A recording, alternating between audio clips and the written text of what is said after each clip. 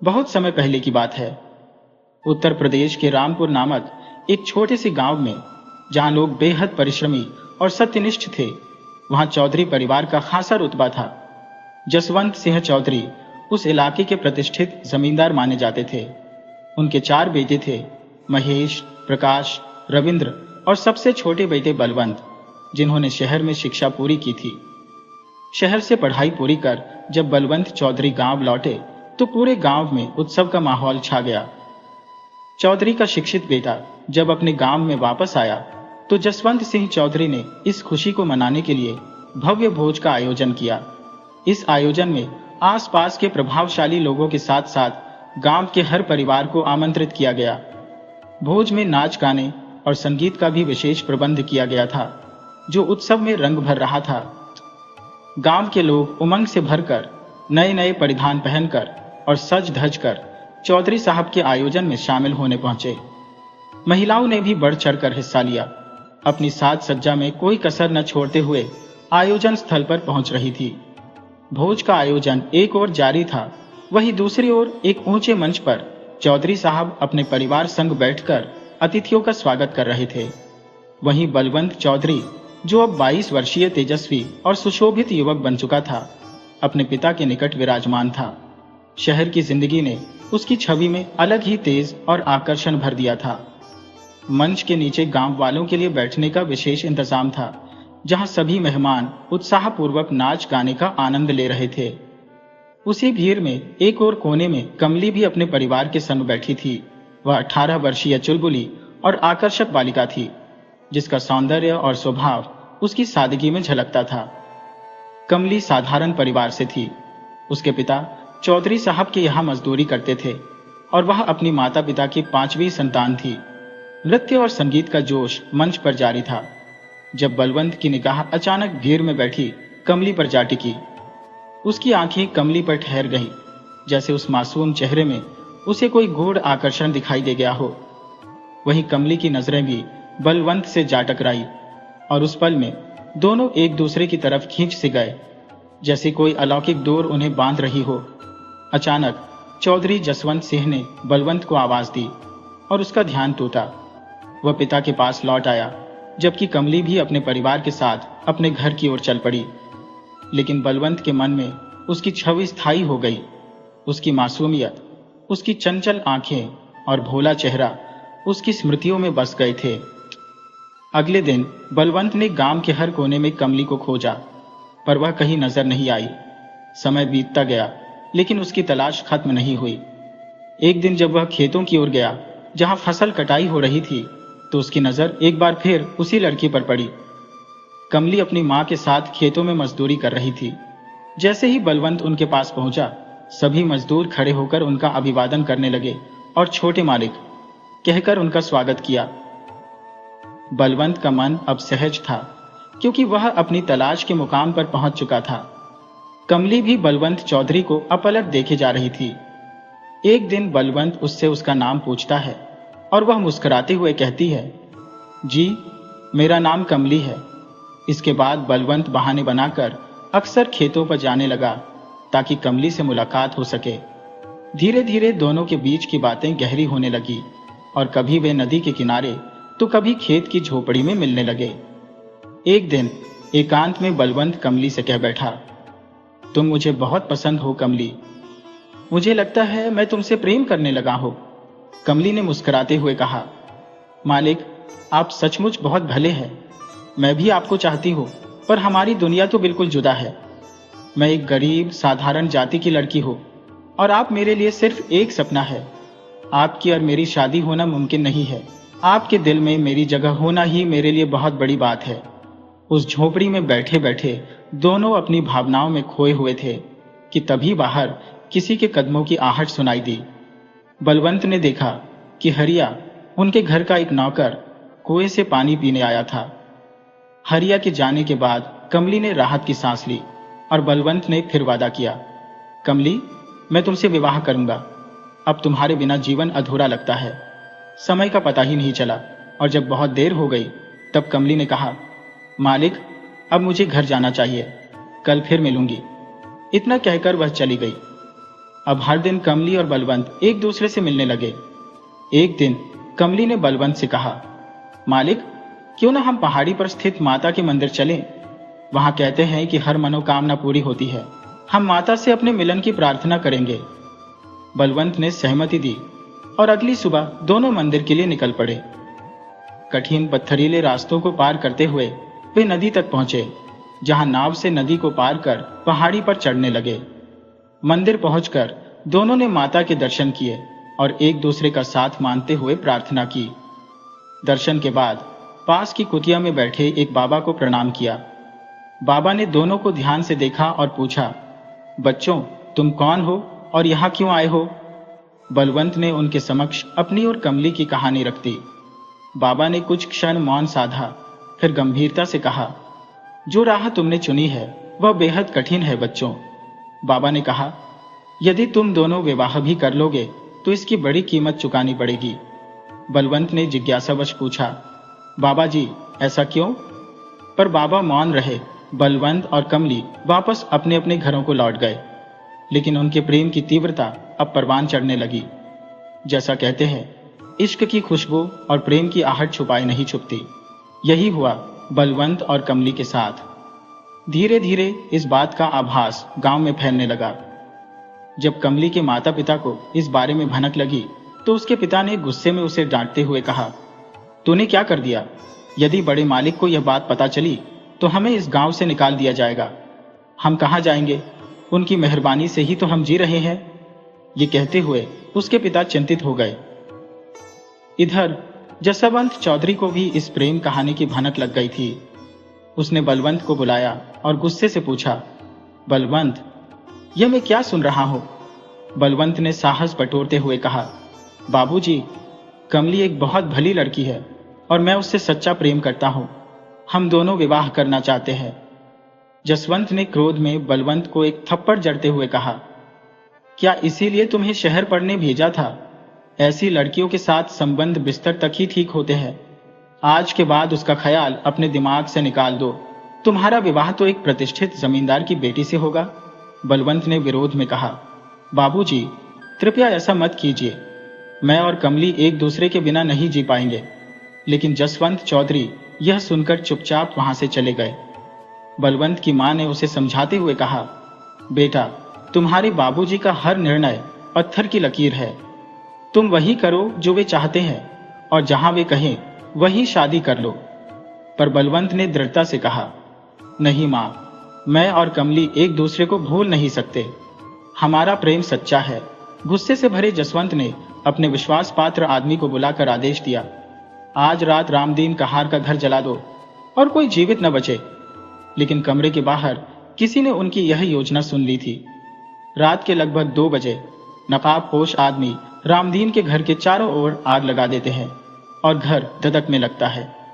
लेकिन उसी वक्त पगडंडी पर नदी किनारे से कुछ लोग गुजरते दिखाई देते हैं। वह रामदीन और उसका परिवार था, जो पहले ही गांव छोड़ चुका था। रामदीन रीवा की ओर मुंह कर कहते हुए सराहना कर रहा था कि किस तरह समय पर मजले मालिक रविंद्र चौधरी जी ने उनका साथ दिया और उन्हें घर से निकालकर जान बचा ली। रविंद्र जसवंत चौधरी का तीसरा पुत्र और बलवंत का बड़ा भाई था, जो अपने छोटे भाई से अत्यधिक प्रेम करता था। दोनों की उम्र में अधिक अंतर नहीं था। साथ में खेलते कूदते दोनों बड़े हुए थे। रविंद्र को भी बलवंत और कमली के प्रेम के बारे में जानकारी थी और उसने अपने भाई को बहुत समझाने का प्रयास भी किया था।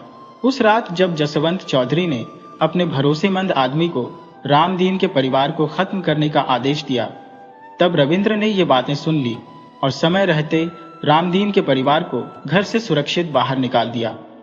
हालांकि उसने बलवंत को यह बात नहीं बताई, क्योंकि वह जानता था कि उनके बाबूजी जसवंत चौधरी उन्हें कभी भी एक नहीं होने देंगे। अगर जसवंत को रामदीन के परिवार का पता चल गया तो वह फिर से उन्हें निशाना बनाएंगे। रविंद्र ने यह सब अपने भाई से छिपा लिया। साथ ही सोचा कि कुछ समय में बलवंत कमली को भुला देगा और सामान्य हो जाएगा। उसने रामदीन को अपने दूर के मामा नारायणपुर के जमींदार के नाम एक चिट्ठी सौंप दी, जिसमें उसने लिखा था कि वह उन्हें आश्रय और काम दे।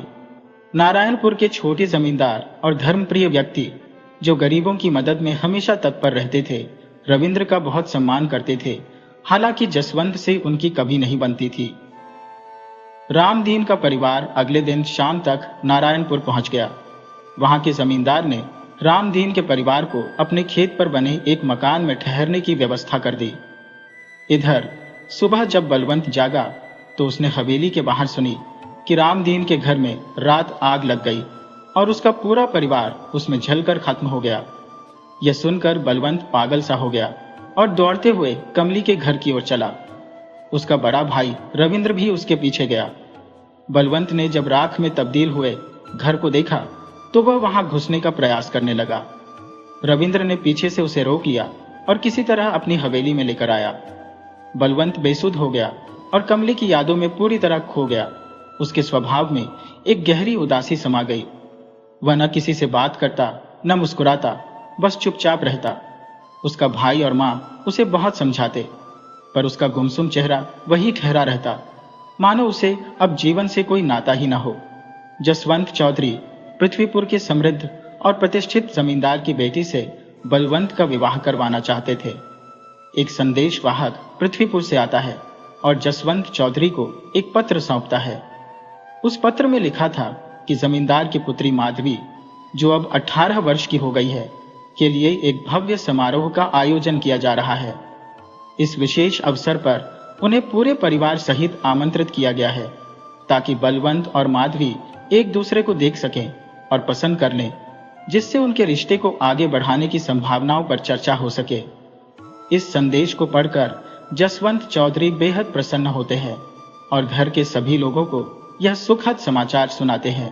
उन्हें इस रिश्ते में हर तरफ से लाभ नजर आता है, क्योंकि पृथ्वीपुर की रियासत न केवल विशाल है, बल्कि उसका प्रभाव पूरे देश में फैला हुआ है। वहां के जमींदार को देश के धनी और प्रभावशाली जमींदारों में गिना जाता है और उनके पास कोई पुत्र नहीं, केवल एक ही संतान माधवी है। समारोह के दौरान माधवी की नजरें बस बलवंत पर ही टिकी रहती है। माधवी एक सुंदर, शालीन और संस्कारी लड़की थी, जो हर किसी का आदर करती थी और हवेली में सभी की प्रिय थी। समारोह समाप्त होने पर जसवंत चौधरी अपने ठहरने के स्थान पर लौट आते हैं, लेकिन माधवी का मन बलवंत के विचारों में उलझा हुआ था। उसकी आंखों में बस बलवंत की ही छवि बसी थी और उसकी रात करवटें बदलते भी थी। जैसे जैसे सुबह हुई, वह अपनी मां से बलवंत के बारे में पूछती है। तब उसकी मां उसे बताती है कि समारोह में बलवंत के परिवार को विशेष तौर पर विवाह की बातचीत के लिए ही बुलाया गया है। यदि उसे बलवंत पसंद है तो वह बलवंत से मिलकर अपने निर्णय को पक्का कर सकती है और फिर उसके पिता से इस रिश्ते की बात चलाई जाएगी। दोपहर के भोजन के लिए जसवंत चौधरी, उनकी पत्नी और बलवंत को आमंत्रित किया जाता है। भोजन के दौरान माधवी की नजरें बस बलवंत पर ही टिकी थी, पर बलवंत उससे आंखें नहीं मिला पाता। भोजन समाप्त होने के बाद माधवी की मां उससे कहती है कि वह बलवंत को हवेली का भ्रमण कराए। माधवी बलवंत को हवेली में लेकर जाती है। हवेली में घूमते हुए माधवी बलवंत से पूछती है, क्या बात है, क्या मैं आपको पसंद नहीं हो? बलवंत हल्के से मुस्कुराता है और कहता है, आप तो अत्यंत अद्वितीय है, आपको कौन नापसंद कर सकता है, पर मैं शायद आपके योग्य नहीं हो। माधवी उसकी बातों से प्रभावित होते हुए कहती है, आप जैसे भी हैं मुझे बेहद पसंद है, मैं विवाह करूंगी तो केवल आपसे ही करूंगी। बलवंत बस चुप रह जाता है और उनकी यह मुलाकात समाप्त हो जाती है। माधवी की मां उससे पूछती है, तो तुम्हें बलवंत कैसा लगा? माधवी संकोच भरी मुस्कान से उत्तर देती है, जिससे मां समझ जाती है कि उसका उत्तर सकारात्मक है।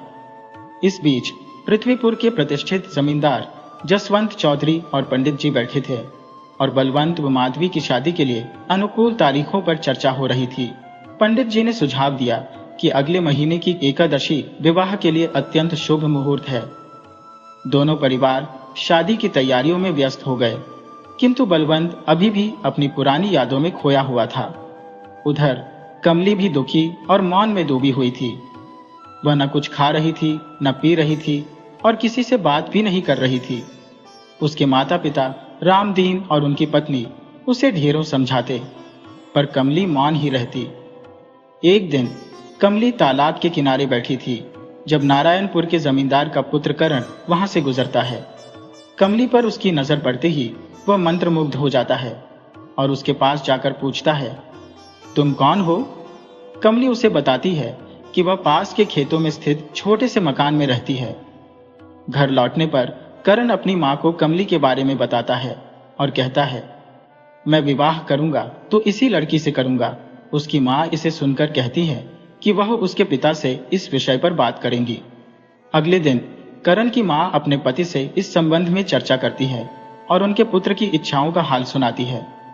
करण के पिता नारायणपुर के जमींदार कहते हैं कि यदि करण को लड़की पसंद है तो वह लड़की के पिता को बुलाकर बात करेंगे। अगले दिन रामदीन को नारायणपुर की हवेली में बुलाया जाता है। हवेली में उसका सम्मान पूर्वक स्वागत होता है और जब जमींदार साहब आते हैं तो रामदीन खड़ा हो जाता है।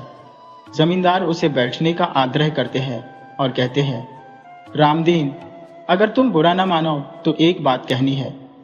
रामदीन उत्तर देता है, मालिक, आप मेरे अन्नदाता हैं, आप जो कहेंगे वह मेरे लिए आदेश है। जमींदार साहब मुस्कुराते हुए कहते हैं, मैं चाहता हूं कि तुम्हारी बेटी को अपनी हवेली की बहू बनाओ, यदि तुम्हें कोई आपत्ति न हो।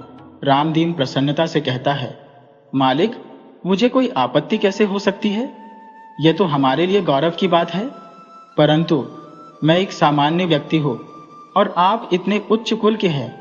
जमींदार साहब उसे विश्वास दिलाते हैं, रामदीन, मैं जात पात में विश्वास नहीं रखता। भगवान ने पहले हमें इंसान बनाया है, ये रिश्ता पक्का ही समझो। रामदीन कृतज्ञता पूर्वक सिर झुकाकर कहता है, मालिक, जैसा आप उचित समझे। जमींदार साहब कहते हैं, कल पंडित जी को बुलाकर शुभ मुहूर्त निकलवा लेते हैं।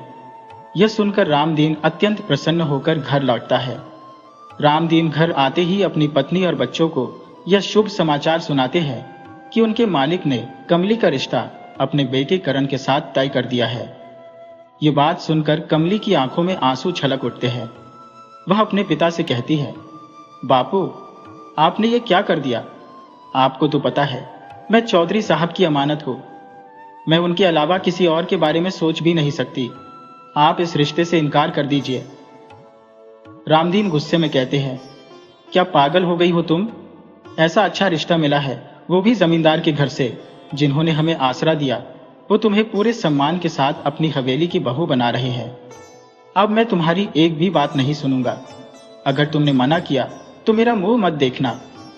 कमली का दिल टूट जाता है और वह रोते रोते बेहाल हो जाती है। उसके मन में विचार आता है कि काश यह खबर किसी तरह बलवंत चौधरी तक पहुंच जाए, पर उसे कोई उपाय नहीं सूझता। अगले दिन कमली तालाब के किनारे बैठी होती है। तभी करण वहां आता है और उसके पास बैठकर पूछता है, कमली, कैसी हो? यहां अकेली क्या कर रही हो? कमली चुप रहती है। करण फिर बोलता है, कमली, हमारी शादी होने वाली है और तुम मुझसे बात भी नहीं कर रही हो। ये बेरुखी क्यों है? अगर कोई बात है तो मुझे बताओ, मैं तुम्हारी मदद करूंगा। कमली फिर भी मौन रहती है। करण उसके हाथ को पकड़कर उसकी आंखों में झांकता है और पूछता है, एक दोस्त की तरह ही बताओ। कमली। ये सुनकर कमली की आंखों से आंसू बहने लगते हैं और वह फूट फूट कर रो पड़ती है। थोड़ी देर बाद जब उसकी सिसकियां थमती है तो वह कहती है, मालिक, मैंने अपना दिल पहले ही किसी और को दे दिया है और मैं उनके सिवा किसी और को अपना नहीं सकती। वो भी मुझे ढूंढ रहे होंगे और मैं सिर्फ उनका इंतजार कर रही हूं। करण मुस्कुराकर कहता है, अगर तुम्हारा दिल किसी और के लिए धड़कता है तो यह शादी तुम्हारी मर्जी के बिना नहीं होगी। तुम्हें तुम्हारा प्यार जरूर मिलेगा। मैं खुद इस रिश्ते को निभाऊंगा और तब तक चैन से नहीं बैठूंगा जब तक तुम दोनों का मिलन नहीं हो जाता। कमली, ये मेरा तुमसे वादा है, भले ही हमारी शादी ना हो, मैं तुम्हारा सच्चा दोस्त बन सकता हूं। अब तो बताइए कि वह सौभाग्यशाली व्यक्ति कौन है? कमली कहती है कि वह रामपुर के चौधरी बलवंत जी है। रामपुर का नाम सुनते ही करण आश्चर्यचकित हो उठता है और कहता है, बलवंत तो मेरा भाई है। मैं 2 दिन के भीतर रामपुर पहुंचकर उससे मिलूंगा और उसे तुम्हारे पास लेकर आऊंगा। करण की इस बात पर कमली कहती है, हाँ मालिक, अब मैं अत्यंत प्रसन्न हूं। उधर रामपुर में बलवंत और माधवी के विवाह की तैयारियां धूमधाम से चल रही थी, क्योंकि 3 दिन बाद उनका विवाह होना था। अगले दिन करण अपने घोड़े पर सवार होकर रामपुर के लिए रवाना होता है। मार्ग में पहाड़ की चोटी पर बने मंदिर के दर्शन होते हैं तो वह पूजन के लिए वहां जाता है। माता के दर्शन के पश्चात वह एक कुटिया की ओर बढ़ता है जहां महात्मा जी ध्यान में मग्न थे। करण उनके चरण स्पर्श कर आगे बढ़ने को होता है, तब महात्मा जी उसे रोकते हैं और कहते हैं, रुको बेटा, तुम जिस कार्य के लिए जा रहे हो उसे मत करो, यही सबके लिए उचित होगा। करण जवाब देता है, बाबा जी, मैंने प्रतिज्ञा की है और यह कार्य तो मुझे करना ही है। प्रणाम कर वह वहां से आगे बढ़ जाता है। कुछ समय पश्चात करण रामपुरा पहुंचता है और हवेली में दाखिल होता है। हवेली के सभी सदस्यों से मुलाकात कर वह सीधे बलवंत के कमरे में जाता है। बलवंत वहां गुमसुम बैठा है, परंतु जैसे ही करण को देखता है उससे लिपटकर फूट फूट कर रोने लगता है। करण उसे संभालता है और कहता है कि कमली अभी भी जीवित है और उसकी प्रतीक्षा कर रही है। बलवंत कहता है, मुझे तुरंत कमली के पास ले चलो, मैं उसके बिना जीवन नहीं जी सकता। इतने में रविंद्र चौधरी कमरे में आता है और सब बातें सुन लेता है। उसे देख बलवंत कहता है, भैया, क्या आपको पता है कि मेरी कमली जीवित है और मेरी प्रतीक्षा कर रही है? रविंद्र उत्तर देता है, हाँ, मुझे सब मालूम है। और फिर पूरी कथा सुनाने लगता है कि कैसे कमली और उसके परिवार को उन्होंने वहां से सुरक्षित निकाला था। बलवंत विनती करता है कि वह कमली के पास जाना चाहता है। इस पर रविंद्र कहता है, छोटे, अभी यह संभव नहीं है। 2 दिन में तुम्हारा विवाह है और यदि बाबूजी को कमली और उसके परिवार की जानकारी मिली तो वे उन्हें नहीं छोड़ेंगे। बलवंत निराश होकर पूछता है, तो फिर मैं क्या करूं? कमली के बिना मेरा जीवन असंभव है। रविंद्र कुछ सोचते हुए कहता है, एक उपाय है जिससे तुम कमली से भी मिल सकोगे और यह विवाह भी नहीं रुकेगा। वे दोनों कुछ योजनाएं बनाते हैं। तभी करण कहता है, मैं पृथ्वीपुर जाऊंगा और माधवी से बात करूंगा। बलवंत उसके कंधे पर हाथ रखकर कहता है, मेरे मित्र, मेरा भरोसा रखो, मैं किसी भी कीमत पर तुम्हारा और कमली का मिलन कराऊंगा। रविंद्र चौधरी आगे कहते हैं, माधवी से मिलना आसान नहीं होगा, लेकिन तुम जाकर यह कह सकते हो कि तुम बलवंत चौधरी का संदेश लेकर आए हो। शायद इससे तुम्हें उससे मिलने का अवसर मिल जाए। करण आश्वस्त होकर कहता है, भाई साहब, मुझ पर विश्वास करें, मैं यह कार्य किसी भी कीमत पर पूर्ण करूंगा। उसी समय जसवंत चौधरी कमरे में प्रवेश करते हैं और करण चुप हो जाता है।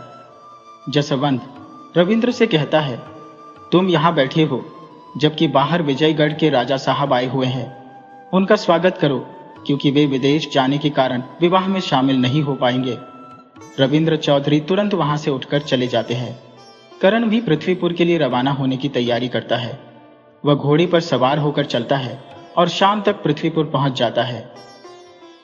हवेली के बाहर घोड़ा रोककर वह द्वारपाल से कहता है, मैं चौधरी बलवंत का संदेश लेकर आया हूं, कृपया माधवी तक यह सूचना पहुंचा दें। थोड़ी देर बाद दरबान वापस लौटता है और कहता है, अंदर चलें। करण को हवेली के एक कमरे में ले जाकर बैठा दिया जाता है। कुछ क्षण बाद माधवी आती है, करण का अभिवादन करती है और पूछती है, चौधरी साहब का क्या संदेश है? करण बोलता है, माधवी जी, बलवंत बेहद विचलित है। वह आपको दुखी नहीं करना चाहते, लेकिन उनके पास अब कोई और राह नहीं बची है। उनका आपके प्रति गहरा सम्मान है। माधवी तीखे स्वर में कहती है, सीधे सीधे बताइए, बात क्या है? तब करण बलवंत और कमली के प्रेम की दास्तान सुनाता है और कहता है, कमली और बलवंत अगर एक न हुए तो शायद वे जीवित नहीं रह पाएंगे। माधवी जी, मुझे आपकी सहायता चाहिए। माधवी कहती है, अगर किसी और से प्रेम करते थे तो मुझे पहले क्यों नहीं बताया? अपने पिताजी को न सही, मुझे तो बता सकते थे।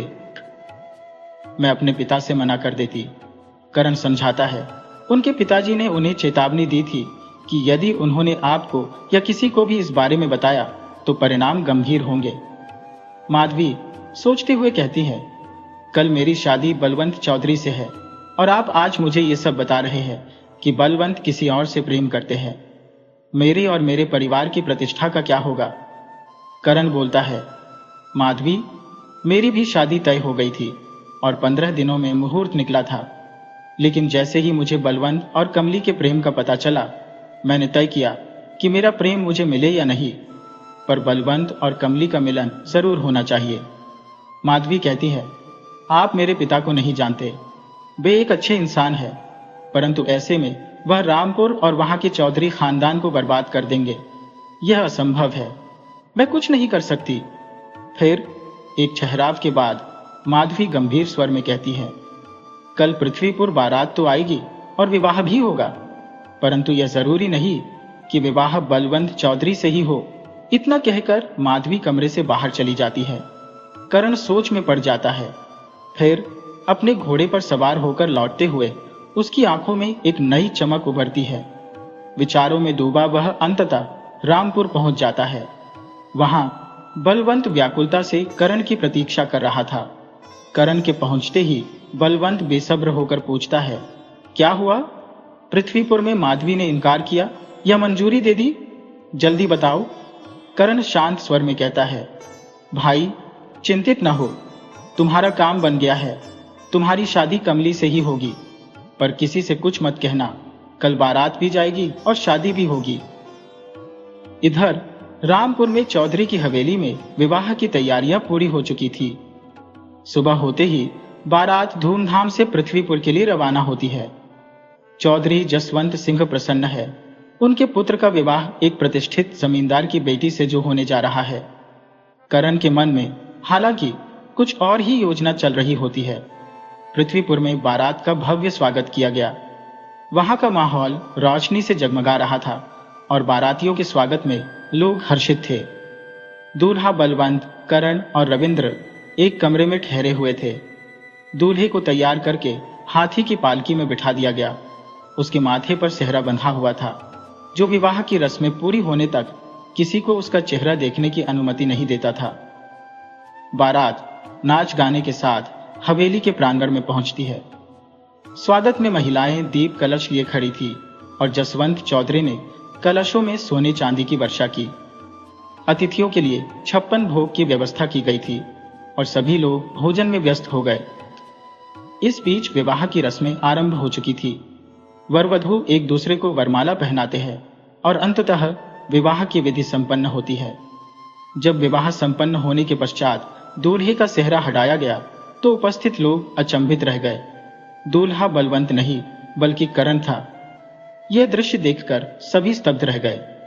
पृथ्वीपुर के जमींदार चौधरी जसवंत सिंह से कहते हैं, चौधरी तुमने हमारे साथ धोखा किया है, इसकी बड़ी कीमत चुकानी पड़ेगी।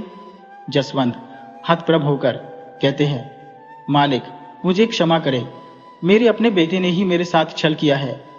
यह अनर्थ मैंने नहीं, उसने किया है। ये कहते हुए जसवंत अपनी तलवार निकालते हैं और क्रोध में करण की ओर लपकते हैं, किंतु इससे पहले कि वह कुछ कर पाते माधवी करण के आगे आ खड़ी होती है। चौधरी गरजते हैं, हट जाओ लड़की, इसे आज अपने हाथों से समाप्त करूंगा। इसने विश्वासघात किया है। पर माधवी दृढ़ता से कहती है, आप इन्हें छूने का साहस न करें। ये मेरे पति है और मां भवानी की सौगंध, अगर किसी ने इन्हें स्पर्श भी किया तो रामपुर का एक भी व्यक्ति जीवित वापस नहीं जा पाएगा। इस दृढ़ घोषणा के साथ ही बारात पृथ्वीपुर से वापस लौट जाती है। पृथ्वीपुर के जमींदार, उनकी पत्नी, मां और माधवी एक ओर बैठे थे। माधवी गहरी सांस लेते हुए कहती है, पिताजी मुझे क्षमा कर दीजिए, मेरी शादी मेरी अपनी पसंद से हो चुकी है। ये कारण है नारायणपुर के जमींदार के पुत्र। इसके बाद माधवी बलवंत और कमली की पूरी कथा अपने पिता के सामने खोलकर रख देती है। करण गंभीरता से माधवी से कहता है, माधवी आपसे विवाह होने के बाद भी मेरा कर्तव्य आपसे जुड़ा रहेगा, लेकिन अभी मुझे पास के जंगल जाना होगा जहां बलवंत मेरा इंतजार कर रहा है। मुझे उसे और कमली को एक करना है। मेरा वादा पूरा करके मैं अवश्य आपके पास लौटूंगा और फिर आपको अपने घर ले जाऊंगा। माधवी से विदा लेकर करण जंगल की ओर चल पड़ता है और शीघ्र ही अपने मित्र बलवंत के पास पहुंच जाता है। जंगल में बलवंत व्यग्रता से उसका इंतजार कर रहा होता है। करण के आते ही बलवंत पूछता है, क्या हुआ वहां, सब ठीक है? करण मुस्कुराते हुए जवाब देता है, सब ठीक है, चलो मैं तुम्हें कमली के पास ले चलता हूं। इसके बाद दोनों नारायणपुर के लिए रवाना हो जाते हैं। तालाब के किनारे उदास बैठी कमली अचानक किसी के कदमों की आहट सुनती है। जब वह पलटकर देखती है तो सामने बलवंत खड़ा होता है। कमली दौड़कर बलवंत से लिपट जाती है और आंसू बहाते हुए कहती है, मालिक, आपने मेरी खबर ही नहीं ली। मैं तो आपको याद करके पल पल मर रही थी। बलवंत भावुक होकर कहता है, कमली, मुझे भी नहीं पता था कि तुम जीवित हो। मैं तो तुम्हारी यादों में पागल सा हो गया था। करण की वजह से ही आज हम मिल पाए हैं। इतना कहकर बलवंत करण को गले लगा लेता है। करण गंभीर स्वर में कहता है, बलवंत, यह स्थान अब तुम दोनों के लिए सुरक्षित नहीं है। तुम्हें यहां से जल्द ही दूर जाना होगा। तुम्हारे पिता चौधरी साहब को यह ज्ञात हो चुका होगा कि तुम यहां हो और वे अवश्य तुम्हें ढूंढने आएंगे। तुम दोनों नाहरगढ़ चले जाओ। वहां मेरा मित्र वीरेंद्र सिंह है। मैं उसे पत्र लिख दूंगा। वह तुम्हारी हर प्रकार से सहायता करेगा। मेरा घोड़ा ले जाओ। उसकी थैली में थोड़े धन रखे हैं जो यात्रा में काम आएंगे। फिर करण और बलवंत एक दूसरे को गले लगाकर विदा लेते हैं। इधर रामपुर में बारात लौट चुकी है। जसवंत चौधरी का क्रोध उफान पर है। अपने लठैतों को बुलाकर वे आदेश देते हैं, जाओ और बलवंत को ढूंढ कर लाओ। जब तक उसका पता न मिले वापस मत लौटना। किसी भी कीमत पर मुझे बलवंत चाहिए। आज उसने मेरी प्रतिष्ठा को धूल में मिला दिया है। उधर बलवंत और कमली घोड़े पर सवार होकर आगे बढ़ रहे हैं। एक दूसरे के साथ रहते हुए उन्हें ऐसा प्रतीत हो रहा था मानो समस्त संसार की खुशियां उनके हाथ आ गई हो।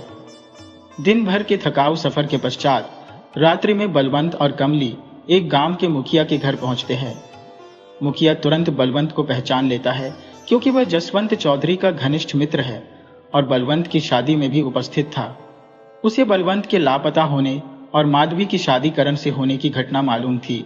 मुखिया स्वागत करते हुए बलवंत और कमली को अपने घर में ठहराता है और उनकी आवभगत में कोई कसर नहीं छोड़ता।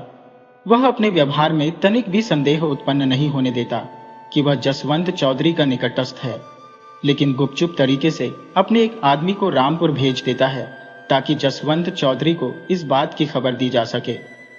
अगली सुबह जब बलवंत और कमली यात्रा के लिए पुनः तैयार होते हैं तो मुखिया उन्हें रोकते हुए कहता है, आज हमारे यहाँ बालक का जन्म उत्सव है।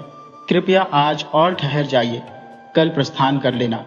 बलवंत और कमली इस चालाकी से अनजान थे और रुकने के लिए तैयार हो जाते हैं।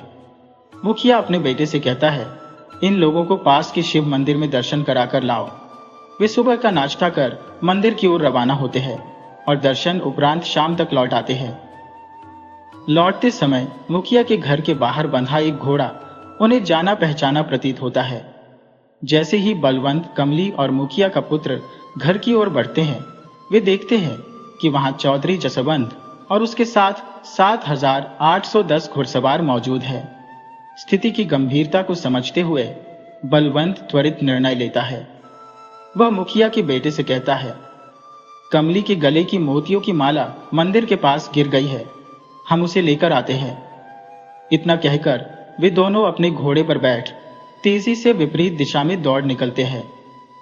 मुखिया का पुत्र जब अकेला घर में लौटता है, मुखिया उससे पूछता है, वे लोग कहाँ हैं? वह गले की माला का बहाना बता देता है। छिपा हुआ चौधरी जसवंत सारी बात समझ जाता है और अपने आदमियों को तुरंत बलवंत का पीछा करने का आदेश देता है।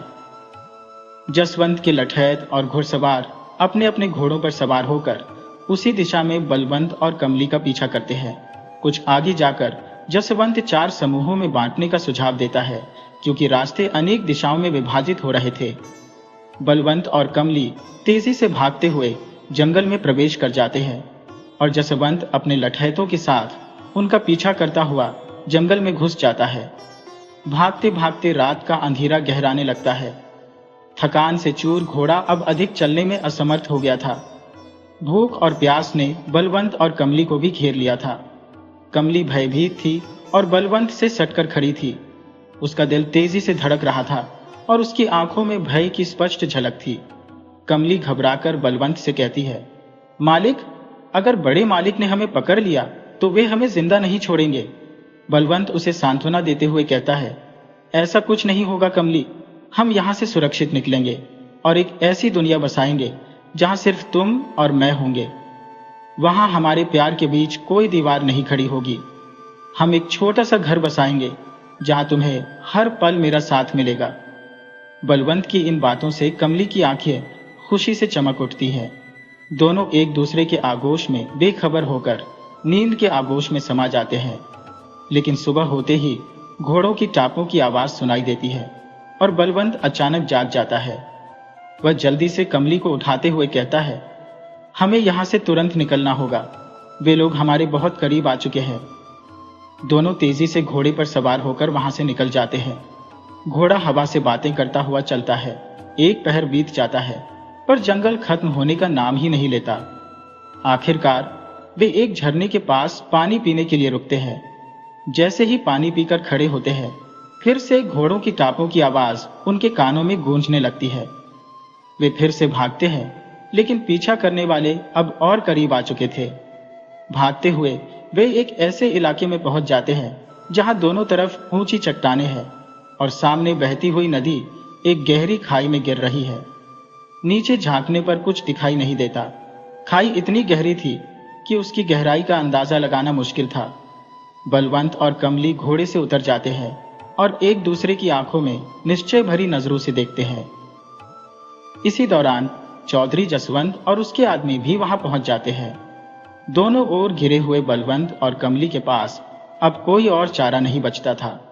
अपने सिपाहियों से कहो, दोनों को पकड़ लाएं।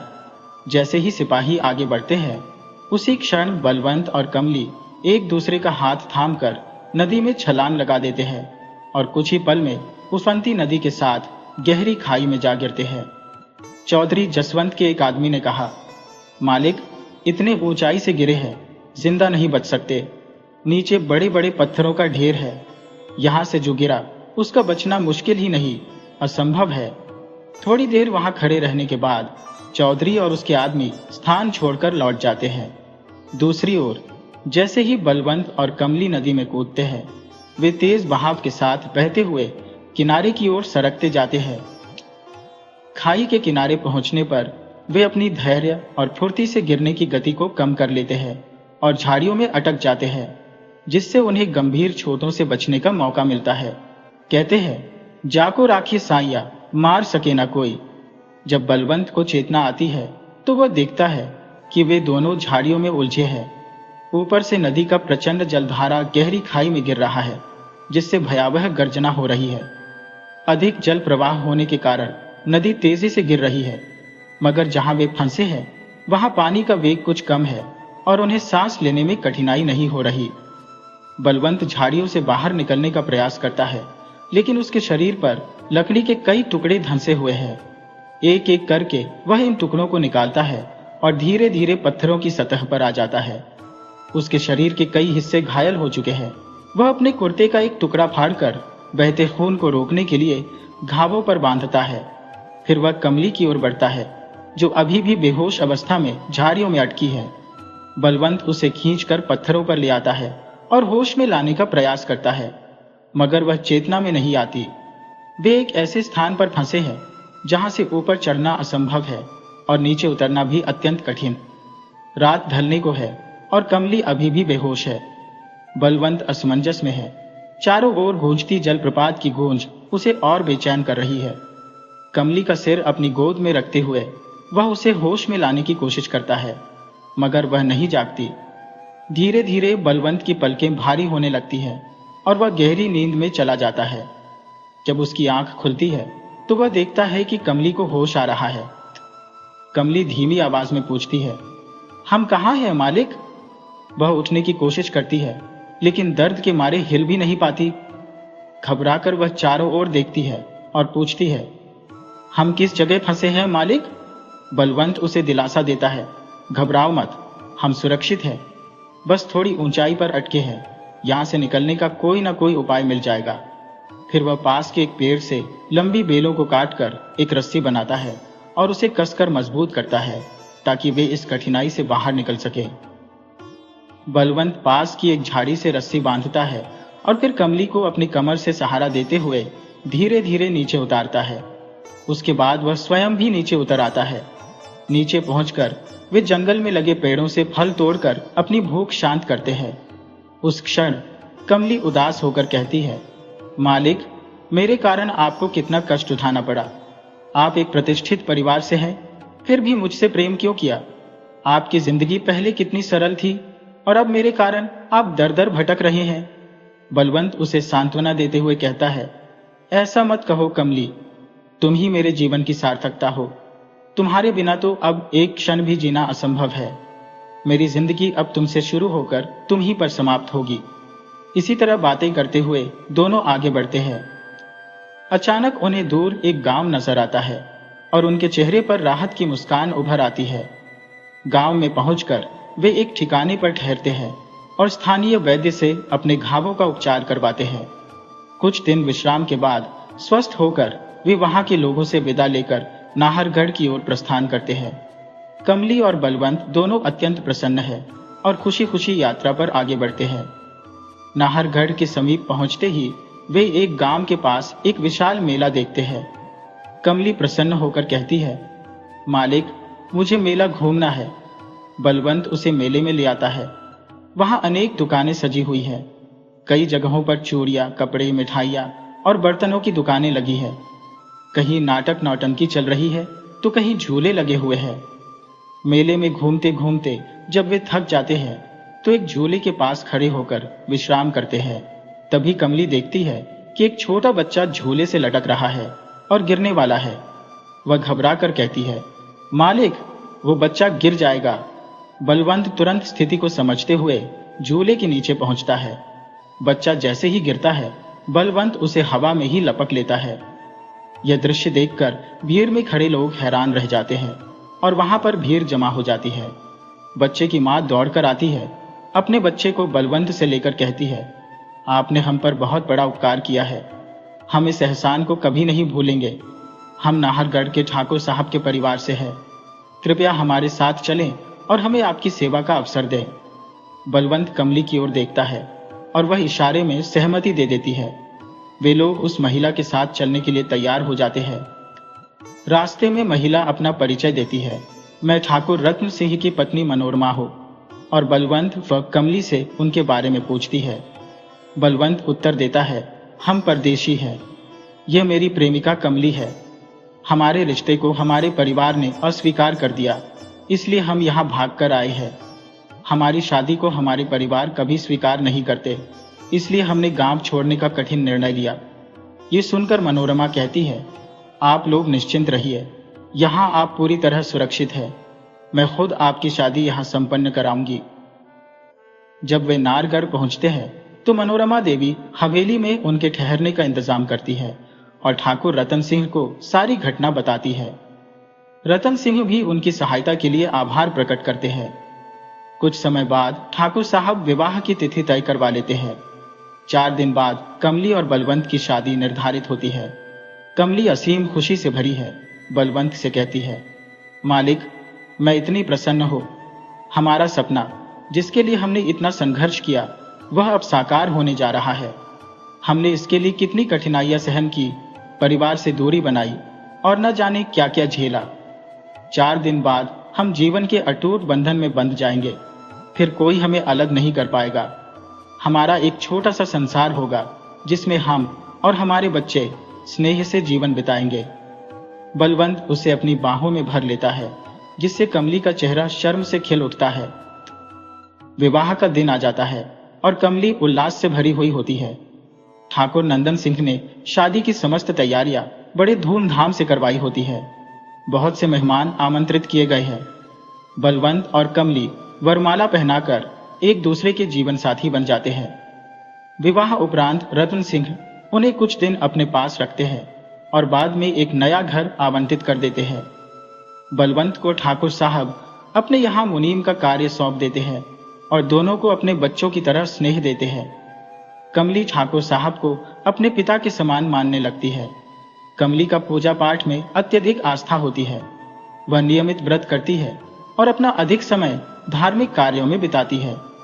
बलवंत और कमली का जीवन सुखद और समृद्धिपूर्ण चलने लगता है। इसी बीच एक नई खुशी दस्तक देती है।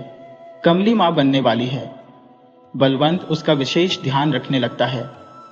कुछ समय बाद कमली एक स्वस्थ और सुंदर पुत्री को जन्म देती है। धीरे धीरे बच्ची बड़ी होती जाती है और उसके खेलकूद और शरारतों से घर गुलजार रहने लगता है। उनकी बेटी जब 6 साल की हो जाती है, उसकी नटखट हरकतें बलवंत और कमली के जीवन में नवजीवन का संचार कर देती है। वे उसे पाकर अत्यंत प्रसन्न है। उसकी हरकतें उनका मन मोह लेती है। लेकिन जैसा कहते हैं, समय का चक्र सदा एक सा नहीं रहता। बलवंत और कमली का जीवन भी उसी अनचाहे मोड़ पर आ गया। अचानक कमली की तबीयत बिगड़ने लगी। बलवंत ने कोई कसर नहीं छोड़ी। दूर दूर से वैद्यों को बुलवाकर हर संभव उपचार करवाया, मगर कोई भी इलाज असरदार साबित नहीं हुआ और कमली ने अपनी 7 वर्ष की प्यारी बेटी को पीछे छोड़ इस संसार को विदा कह दी। कमली के जाने के बाद बलवंत का जीवन बिखर गया, जैसे उसमें से जीवन की आस ही जाती रही हो। वह अपनी सुध-बुद्ध खो बैठा और जैसे पागलों सा हो गया। ठाकुर रतन सिंह ने उसे बहुत समझाया, अपने लिए नहीं तो कम से कम अपनी बेटी के लिए तुम्हें संभालना होगा। ठाकुर साहब की बात कुछ हद तक उसके दिल को ठहरी और उसने सामान्य जीवन की ओर लौटने की कोशिश की। पर कमली की यादें उसके दिलो दिमाग में गहरी जड़ें जमा चुकी थी। बलवंत ने फिर से काम पर जाना शुरू किया और उसकी छोटी बेटी घर का कामकाज संभालने लगी। जब कमली का अचानक देहांत हुआ, उसकी आत्मा को यमदूत यमलोक ले जाने आए। लेकिन कमली की आत्मा अपने पति और बेटी से दूर जाने को तैयार नहीं थी। वह भी टूट चुकी थी, परंतु यमदूत अपनी आज्ञा का पालन करते हुए उसे यमलोक ले गए। यमराज ने जब कमली की आत्मा की वेदना को देखा तो कहा, बेटी, मैं तुम्हारी पीड़ा को समझ सकता हूं, परंतु हम भी विधाता के बनाए जीवन चक्र के नियमों से बंधे हुए हैं। मैं तुम्हें पूर्ण रूप से पृथ्वी पर वापस भेजने में असमर्थ हूं, लेकिन तुम्हारे लिए इतना कर सकता हूं कि तुम अपने पुराने शरीर के साथ अपनी बेटी के पास कुछ समय बिता सको। कमली ने व्याकुल होकर पूछा, किन शर्तों पर? यमराज ने कहा, तुम सूर्योदय से सूर्यास्त तक अपनी बेटी के पास रह सकती हो, परंतु अपने पति को छू नहीं सकोगी। तुम केवल अपने घर और बेटी के पास रहोगी, इसके अलावा कहीं भी जाने की मनाही होगी। तुम्हारा कोई भी वस्त्र या सामान भूलवश पृथ्वी पर रह गया तो फिर से यमलोक लौटना अनिवार्य हो जाएगा। यदि तुम्हारे पति ने तुम्हें स्पर्श किया और फिर संबंध स्थापित किया तो तुम अपनी स्मृति खो दोगी और फिर तुम्हें हमारी आज्ञा का पालन करना ही पड़ेगा। यदि ये सभी शर्तें तुम्हें स्वीकार है तो मैं तुम्हें पृथ्वी पर जाने की अनुमति दे सकता हूं। अपनी बेटी से पुनः मिलने की तीव्र लालसा में कमली ने यमराज की सभी शर्तों को सहर्ष स्वीकार कर लिया। तब यमराज कमली को अपनी बेटी के पास वापस भेज देते हैं। बेटी जैसे ही अपनी मां को सामने पाती है, खुशी के आंसुओं से उसे गले लगा लेती है। बलवंत दिन में ठाकुर साहब के यहाँ काम पर होता है, इसलिए कमली को अपनी बेटी के साथ समय बिताने का भरपूर अवसर मिलता है। शाम ढलने से पहले ही वह यमलोक लौट जाती है और उसकी बेटी अब प्रसन्न रहने लगी है। कमली घर का सारा काम बखूबी संभालती है, चाहे वह चक्की में आटा पीसना हो, भोजन पकाना या घर का साफ सफाई करना। बलवंत जब घर लौटता है तो देखता है कि घर के सारे काम व्यवस्थित रूप से हो चुके हैं। जब वह बेटी से पूछता है कि वह अकेले इतने सारे काम कैसे कर लेती है, तो उसकी बेटी बताती है, पिताजी, यह सब काम मैं नहीं करती, माँ आती है और सब कुछ करके जाती है। यह सुनकर बलवंत हैरान हो जाता है। अगले दिन वह बीमार होने का बहाना कर दिन भर घर पर ही रुकता है। तभी कमली आती है और घर के कामों में लग जाती है। जब वह सभी काम समाप्त कर अपनी बेटी से विदा लेकर लौटने को होती है, तभी बलवंत पीछे से उसकी ओढ़नी पकड़ लेता है। कमली मुड़कर देखती है और बलवंत से विनती करती है, मालिक, मेरी ओढ़नी मुझे लौटा दो, मुझे जाना है, नहीं तो अनर्थ हो जाएगा। लाख मना करने पर भी बलवंत उसे ओढ़नी नहीं लौटाता। कमली यहीं पर रह जाती है, क्योंकि अब वह यमलोक लौटने में असमर्थ हो गई है। धीरे धीरे वे दोनों पुनः एक साथ रहने लगते हैं, जैसे पहले रहते थे, और कुछ समय बाद कमली एक स्वस्थ पुत्र को जन्म देती है। समय बीतता है और बेटा बड़ा हो जाता है। उसकी शादी का दिन भी आ जाता है। इस खुशी के मौके पर कमली बलवंत से कहती है, मालिक, आज अपने बेटे की शादी है, मैं बेहद खुश हूँ। आज मैं ओढ़नी ओढ़कर नाचना चाहती हूँ। बलवंत सोचता है कि इतने सालों से कमली कहीं नहीं गई, अब जाने का सवाल ही नहीं उठता। इस विश्वास के साथ वह कमली को ओढ़नी लौटा देता है। कमली अपनी खुशी में ओढ़नी ओढ़कर नाचती है, लेकिन उसी क्षण उसके शरीर में यम का प्रवेश हो जाता है। कमली बलवंत से क्रोधित होकर कहती है, चौधरी साहब, तुमने एक आत्मा के साथ वह सब किया जो तुम्हें नहीं करना चाहिए था। तुमने एक माँ की आत्मा को अपनी इच्छाओं का बंदी बना लिया और यह क्षमादान के योग्य नहीं है। आत्मा रूपी कमली बलवंत को श्राप देती है। तुमने मुझे अपने बंधन में रखा। इस कारण तुम्हारे वंश को यह श्राप है कि आज से तुम्हारे परिवार में कोई भी पुरुष वृद्धावस्था को प्राप्त नहीं करेगा। पुरुषों की मृत्यु पहले होगी और स्त्रियों की मृत्यु बाद में। तब से चौधरी परिवार उस श्राप के कारण एक अभिशप्त खानदान के रूप में जाना जाने लगा।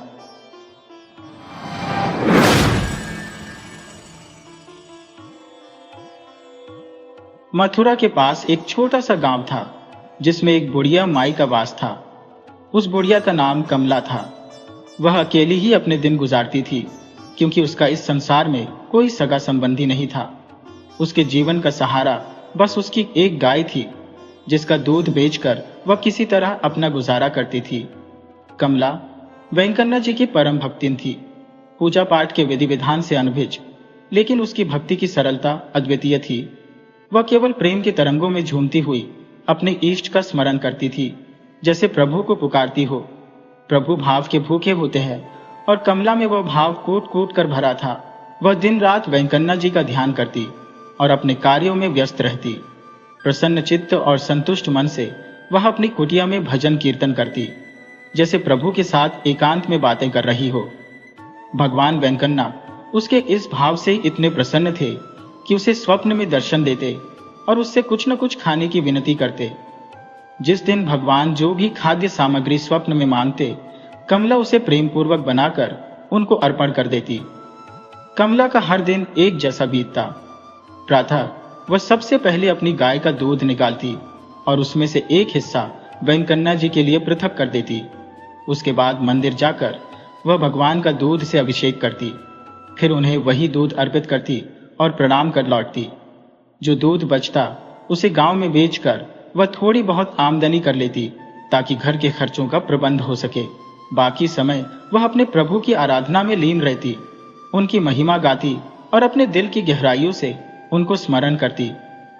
लेकिन पूर्णिमा के दिनों में चढ़ावे के बाद जो दूध बचता उससे इतने पैसे नहीं बनते थे कि वह आराम से 2 वक्त का भोजन जुटा सके। कभी कभी मंदिर जाते समय बुढ़िया माई तालाब से थोड़ा सा जल दूध में मिला लिया करती थी, जिससे उसकी मामूली आमदनी में थोड़ी वृद्धि हो जाती थी और जीवन यापन कुछ सहजता से हो जाता। बुढ़िया माई का स्वभाव अत्यंत कोमल था। उसे बस कान्हा जी का सहारा था, जिनसे वह अनगिनत बातें किया करती। कान्हा जी भी ऐसे भक्ति रस में डूबे हुए भक्तों की संगति में आनंदित रहते हैं और अपनी अनोखी लीलाओं से उनका जीवन रंगमय बना देते हैं। एक दिन जब वह अपनी रोजमर्रा की तरह तालाब से जल मिला रही थी, अनजाने में एक छोटी सी मछली दूध के साथ मिलकर कान्हा जी के अर्पण हेतु ले जाने वाले दूध में समा गई। मंदिर में दूध अर्पित करते समय पुजारी जी की दृष्टि उस मछली पर पड़ी। वे अत्यंत क्रोधित हो उठे और बुढ़िया माई को फटकार लगाई। कहने लगे, तुम्हें शर्म नहीं आती? भगवान पर मछली वाला दूध अर्पित करोगी? हमारा धर्म भ्रष्ट करने का साहस कैसे किया तुमने? बुढ़िया माई को उन्होंने न सिर्फ डांटा बल्कि उसका मंदिर में प्रवेश भी बंद कर दिया। इस घटना से कमला का दिल जैसे टूट गया। वह किसी और को भी दूध न दे पाई और आहत मन से अपनी कुटिया लौट आई। कुटिया में पहुंचते ही वह व्यथित हो उठी। अश्रुओं से भीगी आंखों से अपने ठाकुर जी से बात करने लगी। हे कान्हा, मुझसे बड़ी भूल हो गई, कृपा कर मुझे क्षमा कर दो। जल तो मैं प्रतिदिन मिलाती हूँ, ये सब तुमसे छिपा नहीं है। अगर मैं जल न मिलाऊं तो मेरा गुजारा कैसे होगा? वह मासूम मछली भी शायद तुम्हारी ही इच्छा से मेरे साथ मंदिर तक पहुंच गई थी। फिर पुजारी मुझे कैसे दोष दे सकता है? बुढ़िया माई की आवाज करुणा से भारी हो गई। ठाकुर, अब मंदिर में मुझे जाने से रोक दिया गया है। तुम्हारे दर्शन के बिना जीना कठिन है, पर मुझ पर लगे इन आरोपों का दुख है कि तुमने मौन साध लिया। अगर मेरे इस अपराध पर तुम सचमुच रूठ गए हो तो मैं भी संकल्प करती हूँ, जब तक तुम मेरा चढ़ावा स्वीकार नहीं करोगे तब तक मैं अन्न जल का त्याग कर दूंगी। यही जीवन का अंतिम व्रत होगा। सुबह से लेकर सांझ हो गई, पर श्री सुशीला की आंखों से आंसुओं का सैलाब थमने का नाम नहीं ले रहा था।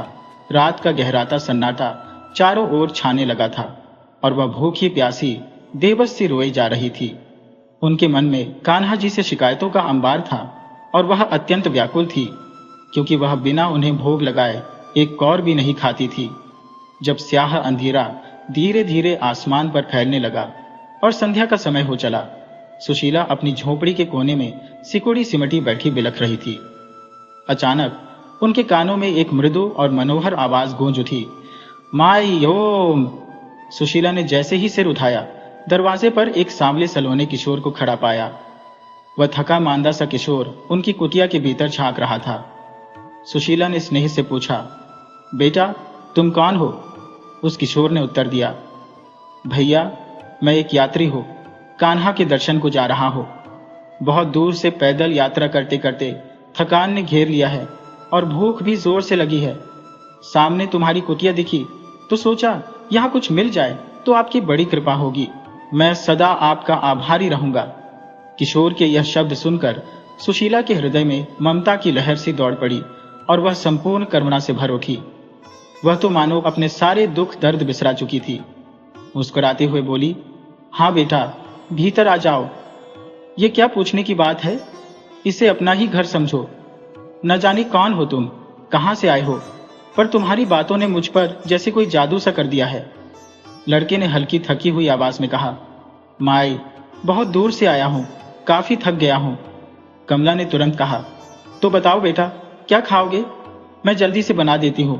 लड़के ने जवाब दिया, अरे भैया इस वक्त क्या रसोई बनाओगी? जो भी सुबह का बचा हुआ है वही दे दो। बुजुर्ग माई ने बोझिल स्वर में कहा, बेटा मैंने तो आज सुबह से चूल्हा ही नहीं जलाया, घर में कुछ भी बना हुआ नहीं है। फिर वह स्नेह से बोली, तुम बताओ बेटा क्या चाहोगे, मैं अभी बना दूंगी। लड़के ने निवेदन किया, मैया बस थोड़ा सा दूध ही दे दो, वही पीकर सो जाऊंगा। दूध का जिक्र सुनते ही कमला की आंखें नम हो गईं और अपने आंसुओं को छिपाते हुए बोली, बेटा दूध तो है पर वह सुबह का है, थोड़ा रुक जाओ, अभी जाकर गाय से ताजा दूध निकाल लाती हो। लड़के ने मुस्कुराते हुए कहा, नहीं माई उसमें समय लगेगा और मैं सुबह से भूखा हूं। दूध का नाम सुनते ही भूख और बढ़ गई है, मुझे वही सुबह का दूध दे दो जैसे भी हो। कमला के दबदबाए नयनों में आश्चर्य की लहर उठी। उसने फिर भी जाकर दूध छान कर उसके सामने रख दिया। उसने झिझकते हुए कहा, बेटा ये थोड़ा पानी मिला हुआ दूध है। लड़के ने हंसते हुए कहा, तो क्या हुआ माई, जल्दी से ला दो, इससे तो मेरा पेट अभी भर जाएगा। उसकी बातें सुनकर माई को बड़ी हैरत हुई कि ये बालक कैसी बातें कर रहा है। उसने जल्दी से दूध छानकर उसे दिया और देखते ही देखते वह बालक संतुष्टि भरी मुस्कान लिए दूध पी गया। बोला, मैया कितना स्वादिष्ट है यह दूध। क्यों माई, तुम इसे पानी मिला हुआ कहकर हिचकिचा रही थी? मुझे तो यह बहुत अच्छा लगा। फिर लड़के ने हंसते हुए कहा, इससे तो पेट भी जल्दी भर जाता है और हजम भी हो जाता है। इसके बाद वह थकान से चूर माई की झोपड़ी में सो गया। कमला को भी थोड़ी राहत महसूस हुई, जैसे उसका मन हल्का हो गया हो। सर्द रात के बावजूद उसने अपना चीर ओढ़ाकर उस बालक को ढक दिया और स्वयं भी सो गई। थोड़ी देर बाद उसकी आंखों में एक स्वप्न आया, जिसमें उसे ठाकुर जी स्वयं खड़े दिखाई दिए। उन्होंने कहा, कमला तुम्हारी सेवा से मैं अति प्रसन्न हूं, तुम्हारी आत्मा का त्याग ही मुझे तृप्त करता है। कमला ने भाव विह्वल होकर कहा, प्रभु मैं तो आपकी दासी हूं, आपने मेरी सेवा स्वीकार कर मुझे धन्य कर दिया है। श्री ठाकुर जी बोले, मैया क्या मुझे भूखा ही रखोगी? तुम्हारी नाराजगी से मैं भूखा हूं और तुमने मेरा भोग भी नहीं लगाया। तुम खुद भी तो सुबह से भूखी प्यासी हो। अब मुझे यहां आकर दूध पीने का सौभाग्य मिला है, तो तुम भी अपना व्रत तोड़ दो। तुम्हारे दिए हुए दूध के बिना मुझे तृप्ति नहीं मिलती। मुझे सिर्फ तुम्हारे हाथों का ही दूध अच्छा लगता है, जिससे मेरी आत्मा संतुष्ट होती है। अपने इस नियम को कभी मत तोड़ना मैया। अगर दूध में थोड़ा पानी मिला हुआ हो तो भी क्या हुआ, वह जल्दी हजम हो जाता है। अब उठो और भोजन कर लो। कमला अचानक नींद से जागी और देखा तो कुटिया में बालक नहीं था। उसका हृदय उल्लास और आनंद से भर गया। यह एहसास हुआ कि सच में स्वयं लल्ला ही उसकी कुटिया में पधारे थे। तुरंत उसने जल्दी जल्दी 2 रोटियां बनाई, ठाकुर जी को भोग लगाया और प्रेम पूर्वक भोजन करने लगी। उसकी आंखों से प्रेम के आंसू बह रहे थे। धीरे धीरे सवेरा हो गया और चिड़िया चहचहाने लगी। बूढ़ी माई जल्दी से उठी, स्नान किया और अपनी गाय का दूध निकालकर ठाकुर जी को भोग चढ़ाने के लिए मंदिर पहुंची। वहां उसने देखा कि ठाकुर जी की मूर्ति मुस्कुरा रही है और मंदिर के द्वार पर ठाकुर जी का पीतांबर कुटिया में ही छोड़ गए थे। पुजारी जी ने जैसे ही मूर्ति को देखा, उनके मन में गहरा विचार उमड़ने लगा। ठाकुर जी की मुस्कान और इस रहस्य से वह कुछ न समझ सके। तभी बूढ़ी माई पीतांबर लेकर मंदिर में पहुंची और पुजारी जी से बोली, देखिए, लल्ला मेरे घर आकर अपना पीतांबर छोड़ गए हैं और मेरी पुरानी ओढ़नी ओढ़ गई। कल आपने मुझे भगा दिया था, लेकिन भूखा प्यासा लल्ला दूध पीने के लिए मेरी कुटिया में ही आ गया। यह सुनते ही पुजारी जी बूढ़ी माई के सामने नतमस्तक हो गए। आंसुओं से उनकी आंखें भर आई और बोले, बूढ़ी माई, मैं बहुत बड़ा अपराधी हूं। आपके भक्तिपूर्ण प्रेम को ठेस पहुंचाकर मैंने घोर अपराध किया है। मुझे क्षमा कर दीजिए। बूढ़ी माई ने मुस्कुराकर कहा, पुजारी जी, देख लिया आपने मेरे लल्ला की चतुराई। वह अपनी पीतांबर जानबूझकर यहां छोड़ गए और मेरी फटी ओढ़नी पहन गए। भक्तों के मान की रक्षा करना मेरे ठाकुर जी की पुरानी आदत है। ठाकुर जी की मूर्ति जैसे मंद मंद मुस्कुरा रही थी, मानो कह रही हो, अरे, इस प्रेम भरी ओढ़नी में जो गर्माहट है वह सूखे पीतांबर में कहां। तो दोस्तों, जैसे ठाकुर जी ने बूढ़ी माई का मान बढ़ाया और उसे अपने दिव्य दर्शन दिए, वैसे ही वह सभी श्रोताओं पर कृपा करे और उनकी मनोकामनाएं पूर्ण करें।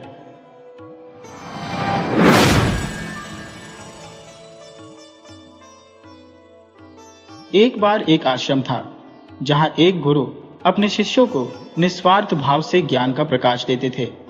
इस आश्रम में दूर दूर से शिष्य शिक्षा प्राप्त करने आते थे।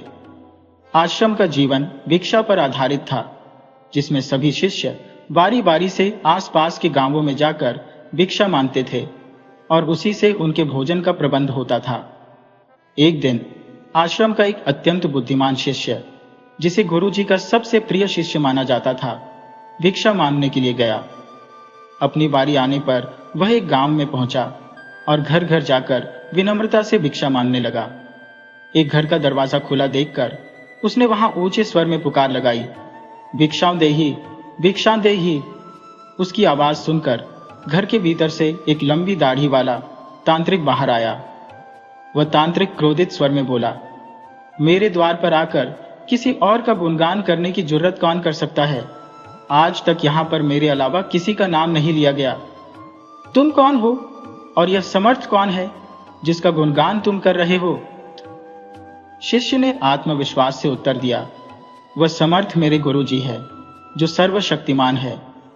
मैं उनका शिष्य हूं और उनकी आज्ञा का पालन करते हुए भिक्षा मांगने आया हूं। शिष्य के इन वचनों को सुनकर तांत्रिक के चेहरे पर क्रोध का पारा और चढ़ गया। उसने गुस्से में कहा, तेरी इतनी हिम्मत कि मेरे द्वार पर किसी और का गुणगान करता है। देखता हूं तेरा गुरु कितना समर्थ है।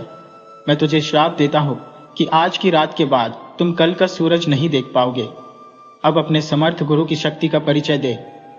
इतना कहकर वह तांत्रिक अंदर चला गया, शिष्य को अपने श्राप के साथ छोड़कर। वह बेचारा शिष्य स्तब्ध था। उसे लगा ही नहीं था कि भिक्षा मांगने पर उसे ऐसा आघात मिलेगा। उस पर तांत्रिक द्वारा दिए गए श्राप का गहरा असर हुआ और उस बोझिल मन से वह धीरे धीरे अपने आश्रम की ओर चल पड़ा। रास्ते भर वह व्यथित था और सोचता रहा, कल का सूरज देखना शायद मेरे भाग्य में नहीं है, मेरी मृत्यु निश्चित है।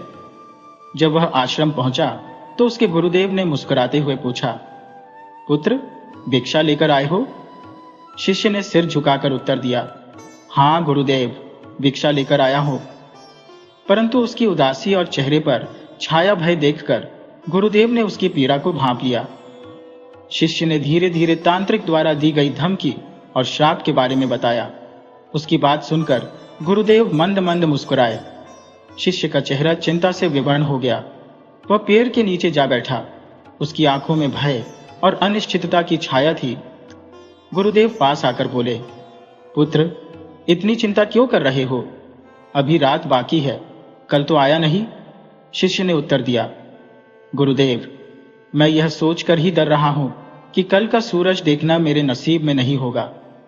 भिक्षा मांगने गया था और अपने साथ मौत का फरमान लेकर लौटा हूं। गुरुदेव उसकी सारी बात सुनने के बाद ठहाका मारकर हंसे और बोले, चलो भोजन तैयार है, पहले भोजन कर लेते हैं। परंतु शिष्य के भीतर भय ने उसकी भूख ही छीन ली थी। उसने कहा, गुरुदेव, मुझे भोजन अच्छा नहीं लगेगा, मेरे भीतर एक दाना भी नहीं जा पाएगा, आप भोजन कर लीजिए। गुरुदेव ने मुस्कुराते हुए कहा, अभी तो पूरी रात बाकी है, अभी से क्यों व्याकुल हो रहे हो? परंतु शिष्य ने भोजन करने से मना कर दिया। गुरुदेव ने कहा, जैसी तुम्हारी इच्छा। इसके बाद वे भोजन करने चले गए। रात्रि के समय जब सोने का समय आया तो गुरुदेव ने शिष्य को बुलाकर कहा, बेटा, मेरे चरणों की सेवा कर दो, मेरे पांव दबाते रहो और किसी भी स्थिति में यहां से मत जाना, चाहे जो भी हो जाए। उदास शिष्य ने सिर हिलाया और कहा, जी गुरुदेव, मैं आपकी सेवा करूंगा। सेवा करते करते ही यदि प्राण त्याग दो तो शायद यही मेरा अच्छा भाग्य होगा। गुरुदेव ने उसकी ओर देखकर कहा, पुत्र, यह सेवा पूरी श्रद्धा से करना और चाहे जो भी परिस्थिति आए चरण सेवा में अडिग रहना। गुरु की आज्ञा मानते हुए शिष्य ने दृढ़ता से 3 बार यह संकल्प किया कि वह किसी भी परिस्थिति में गुरु के चरण नहीं छोड़ेगा, चाहे कुछ भी क्यों ना हो जाए। गुरु ने उसे इस निश्चय में दृढ़ किया और फिर शांति से सो गए। शिष्य अपने संकल्प के प्रति समर्पित था और पूरे मन से गुरु के चरण दबाने में तल्लीन हो गया। रात्रि का पहला प्रहर बीत रहा था जब तांत्रिक ने अपनी प्रतिज्ञा को पूरा करने के लिए एक देवी का रूप धारण कर सोने, चांदी, हीरे और मोती से भरी एक थैली लेकर भेजा। वह दरवाजे पर प्रकट हुई और बोली, पुत्र, आओ और यह धन संपदा ग्रहण कर लो। शिष्य ने उत्तर दिया, यदि आप इसे देने आई है तो कृपया मेरे पास आकर दीजिए, मैं अपने गुरु के चरण नहीं छोड़ सकता। देवी ने बार बार उसे समझाने का प्रयास किया, परंतु शिष्य अपने निश्चय से टस से मस नहीं हुआ। अंततः हार मानकर वह वापस लौट गई। रात्रि के दूसरे प्रहर में तांत्रिक ने एक मायावी शक्ति का सहारा लिया और शिष्य की मां का रूप धारण करके भेजा। दरवाजे पर खड़ी वह बोली, बेटा, मैं तेरी मां हूं, आओ मुझे गले लगा लो। शिष्य ने अपनी मां के दर्शन किए और भावुक हो गया, परंतु वह अपने संकल्प पर अडिग रहा।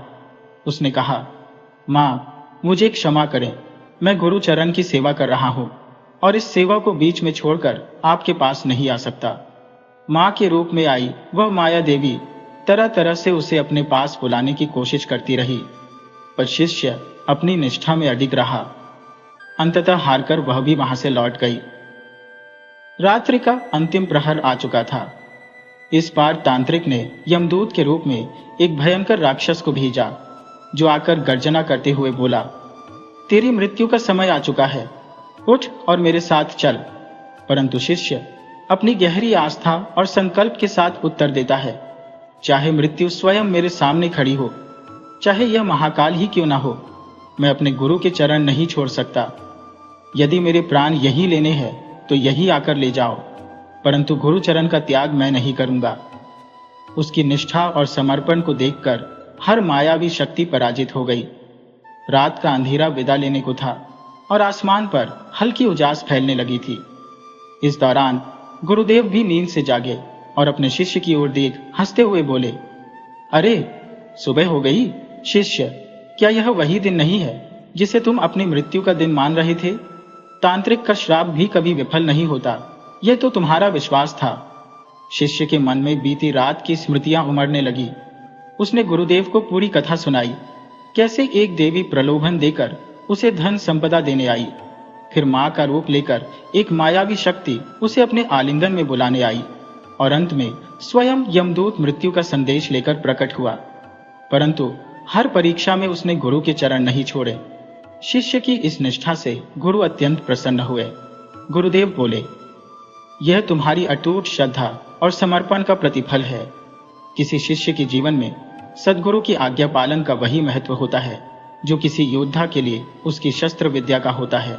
जिस शिष्य के जीवन में गुरु की कृपा होती है, उसके सामने काल भी नतमस्तक होता है। प्रभु श्री कृष्ण और प्रभु राम ने भी सदैव अपने गुरु की आज्ञा का पालन किया और यही उनकी महानता थी।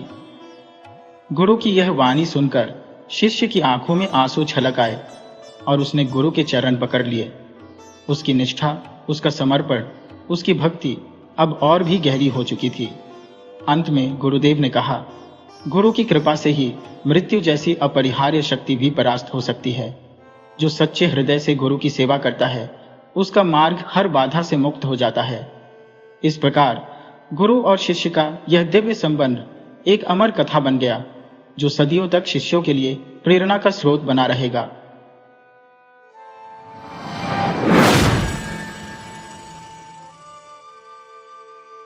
वीडियो अच्छी लगी हो तो इसे लाइक करें और ऐसी ही मजेदार कहानियों के लिए चैनल को सब्सक्राइब करें और बेल आइकन दबाएं।